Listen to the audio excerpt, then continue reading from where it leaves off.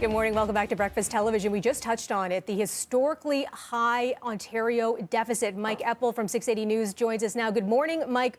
What do these big numbers mean for us? Well, it's the Ontario deficit projection at $38 billion now, up another $18 billion from where it was just a few months ago, shows the depths of the pandemic economic shutdown. And the finance minister saying, look, we're in a recession. There's no way to sugarcoat it. But, Ontario is a microcosm of what we're seeing globally, whether it's at the federal level and $300 billion plus in deficit spending there. In the U.S., they've so far announced $4 trillion with a T in economic stimulus and spending and printing of money. And you look around the world, and every government's in the same scenario. The only silver lining, if there is one at all, is the fact that governments right now can borrow money at unbelievably low interest rates. It's actually the debt servicing costs are remarkably lower than where they were a year ago because interest rates on global bond markets have come down dramatically. So, if you're going to borrow, now would be the time to do so. And speaking of those interest rates, too, you've got an update to something that you teased earlier in the week.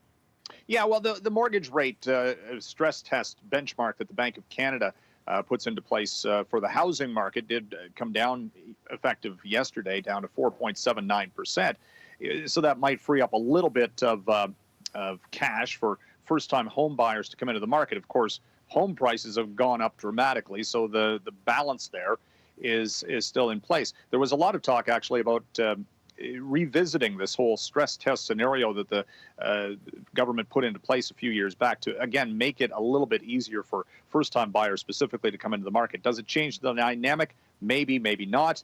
In fact, earlier this week, the head of the Canada Mortgage and Housing Corporation warned some of the lenders in the market to be careful because we've got so many consumers with rising debt levels again, and that's a worry. And getting back to government finances, it's the scenario where, okay, what were you doing when the times were good? Were you in a deficit then already? There was criticism, remember, before the pandemic struck, that governments were spending too much money and their books weren't balanced in the good times. Right. And that goes for family finances too.